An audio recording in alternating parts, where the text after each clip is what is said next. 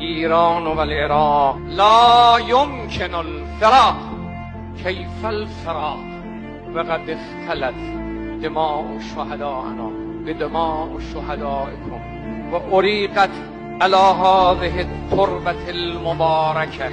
إن العلاقة بين الشعبين الإيراني والعراقي هي علاقة تضرب في عمق تاريخ. إن تاريخ الإسلام في العراق قد تشابكت خيوطه بتاريخ المرجعية الشيعة.